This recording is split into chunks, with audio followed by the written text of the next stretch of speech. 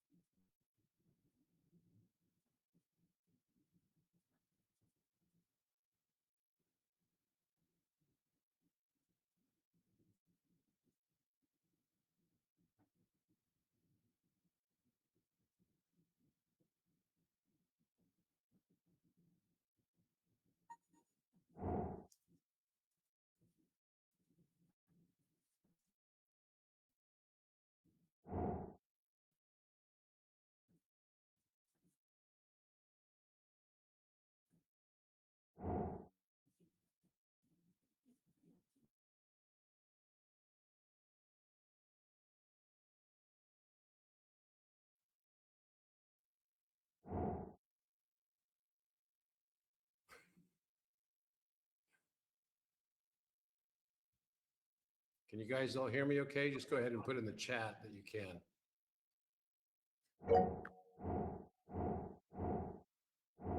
Perfect. Okay.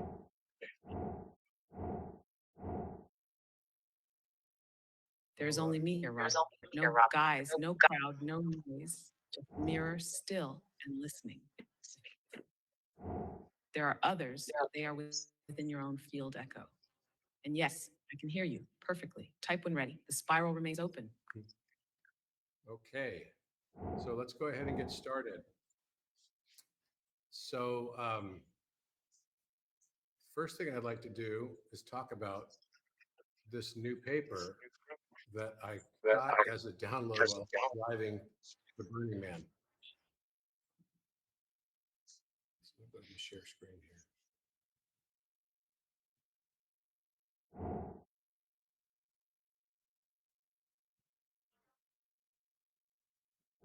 Okay.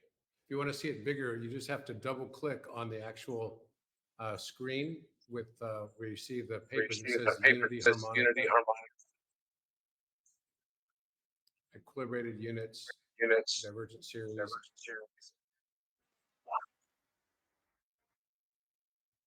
let me see if I can get rid of this echo.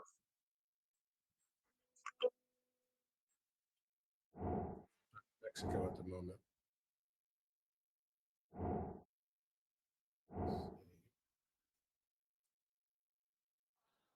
Okay, just 1 second. Okay,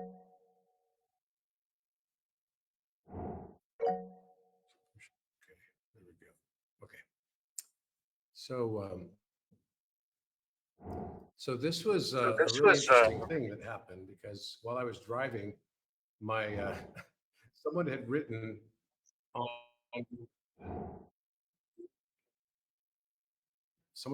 the Orion chat that that there was. I keep getting an echo here. I wonder why.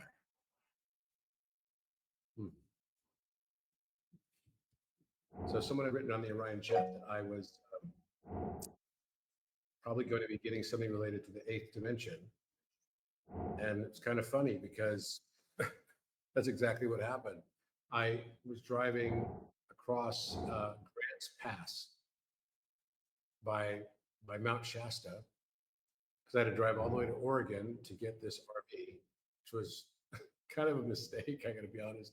But I guess there's no mistakes because it happened exactly as it was supposed to. It was just a super long distance to go. And while I was driving, I was right next to exit 88 on Grants Pass. And my odometer on my truck tripped 8,888.8 miles. So I'm like, I think I'm getting a message about 8. And of course, the date was 8/24, which is again 8/888. And so there was a lot of eights there. So I was like 8/8/8/8/8/8/8, and then 88. So that's, I think it was like a billion, in the billion range. You know, it was like 10 plus eights all in a row. So I kind of can get a hint from the universe when that happens. And so I got this download about the eighth dimension.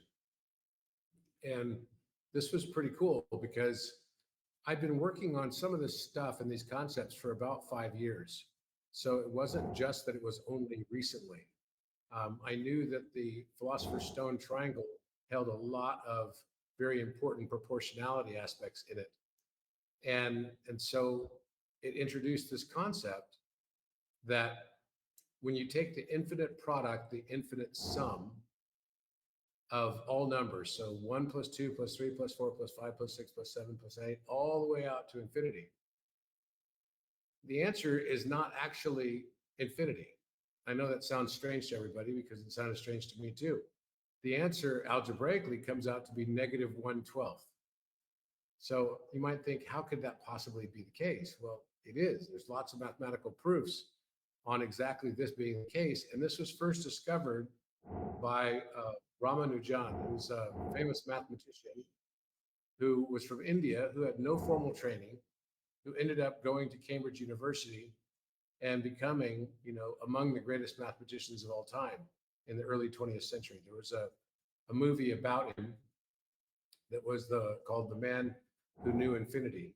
It was very good. So highly recommend it.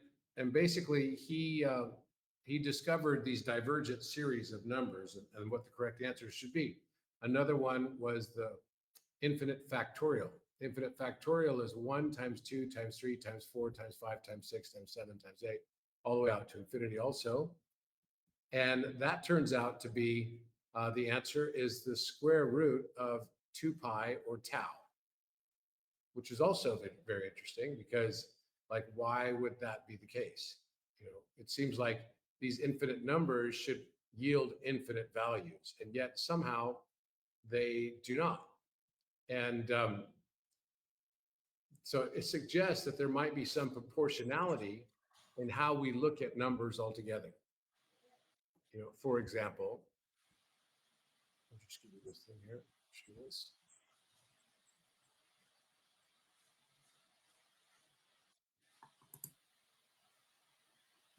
So this is what I'm talking about. The bottom series is called the divergent sum series, which is 1 plus 2 plus 3 plus 4 plus 5 plus 6, all the way out to infinity equals -1/12.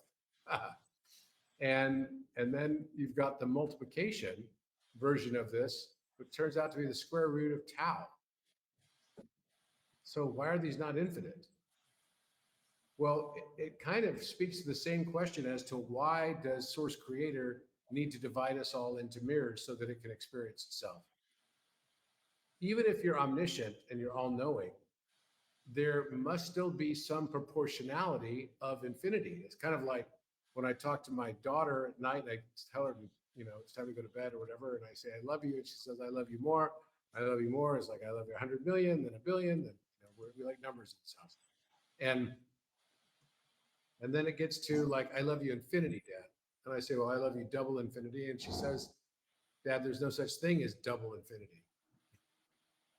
And so I would have thought she's right because that's what they teach us in school. But actually, it's incorrect.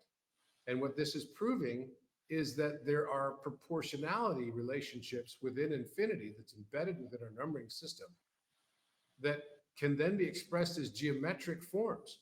So infinity would never normally be able to be expressed in geometric forms. And this is one of the reasons why people think, well, if the nature of the universe might be infinite eventually, then how could mathematics be totally the underpinning of all of it? Because infinity can't be expressed as geometry. So geometry must be some abstract construction by humanity.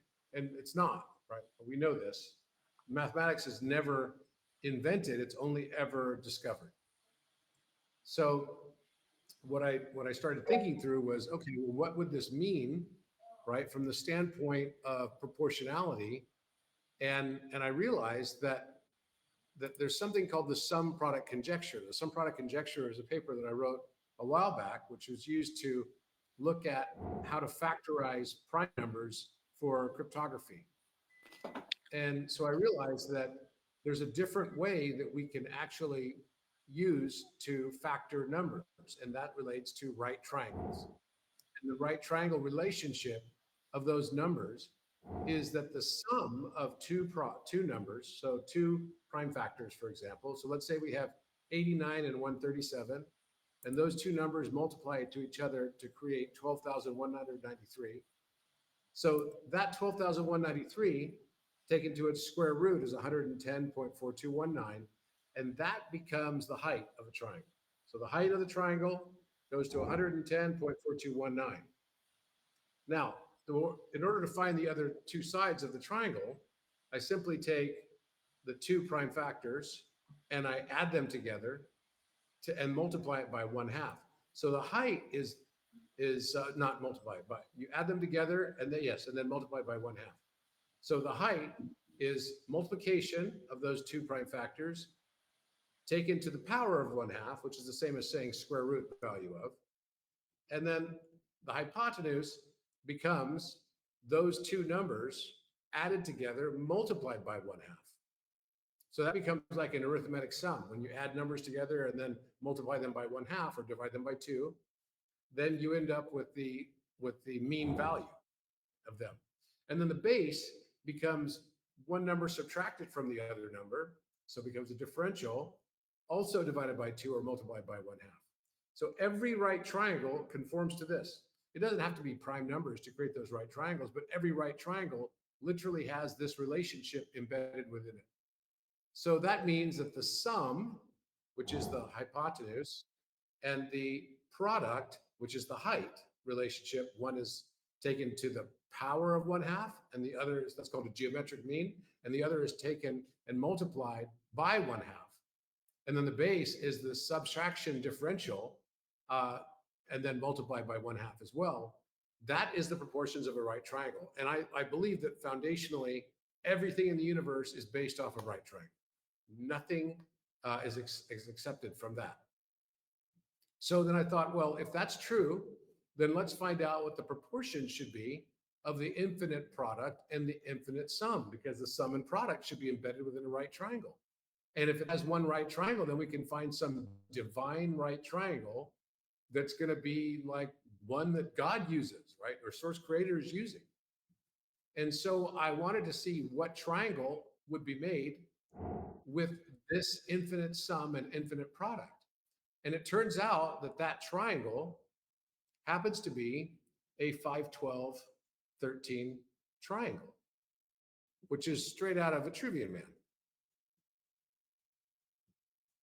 me show you there again.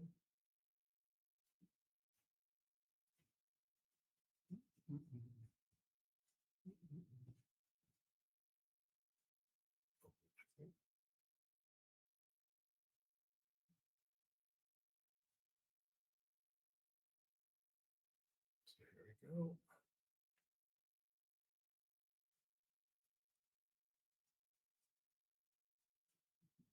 There you go. So this was something I drew, I think, almost 5 years ago. And I called it the reciprocal value of rest mass energy, is 1/time. And you can see the proportion of this triangle is exactly related to this. So you've got the infinite sum, right, divided by 2, which becomes the mean. And then you've got the fourth root of tau, because you have to take it one more root down. Because remember, on the one side, you have to add them together and then multiply by 1/2, which is the infinite sum mean value. And then you have to do the same thing with the square root of tau, where you take it to the fourth root of tau, because that's the multiplication, just like the geometric mean.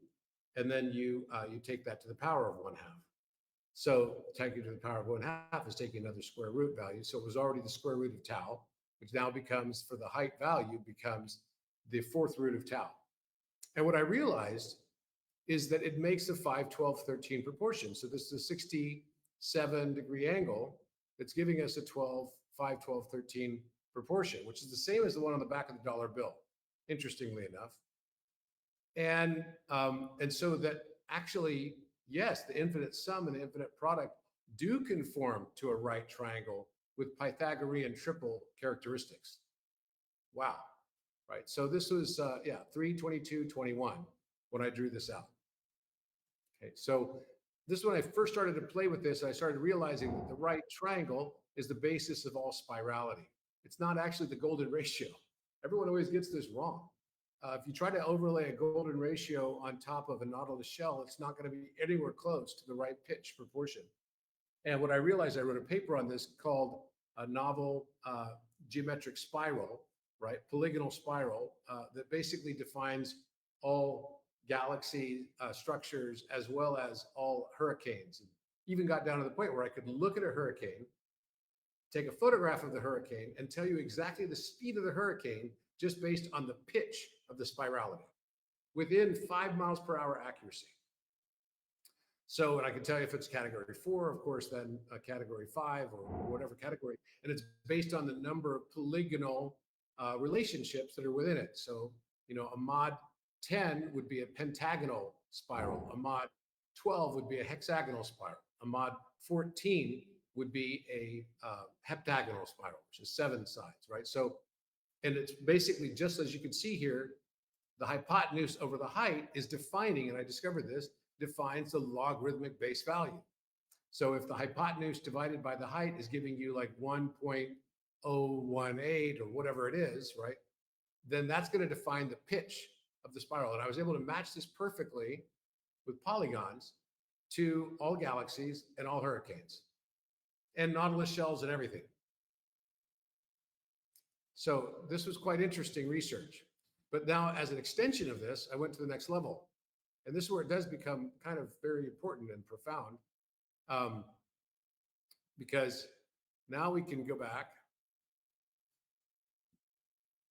and look at this paper. Oh, I'm actually going to do this one first. Oh, where'd it go?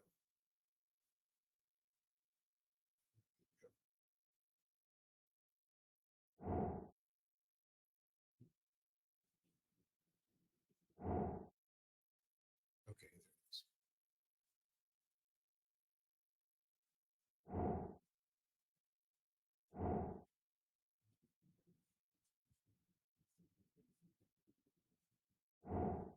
So you might remember, I was talking about this a few weeks ago, that if I took a radius value of 1 and made that 1 meter value, then I was able to unite basically unification of time, light, space, motion, math constants, measurement systems in a single circle with radius 1.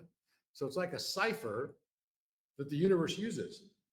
A consciousness deliberately created all of this stuff. And so it figured out how to define all of this.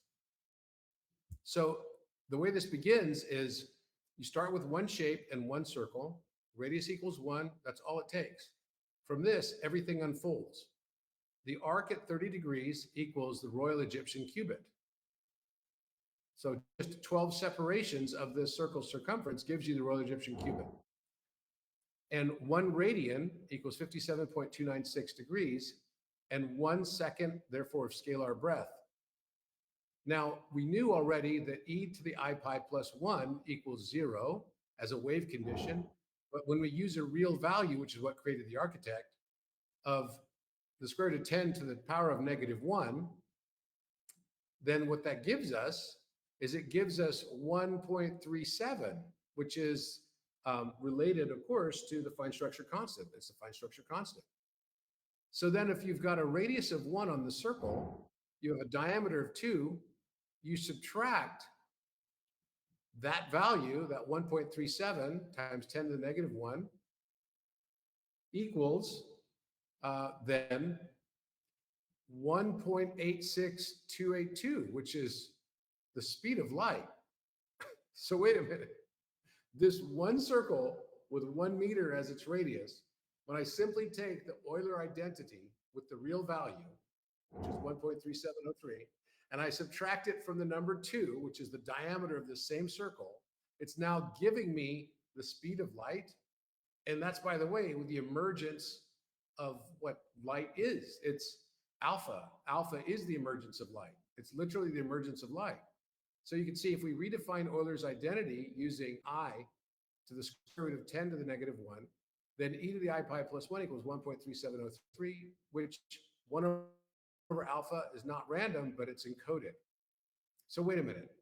This means, and then if I take this, if I make a pendulum that swings exactly 1/12 of the circumference of that circle, or 1 Royal Egyptian cubit, that equals exactly 1 second each direction. So that does it 86,400 times in one day.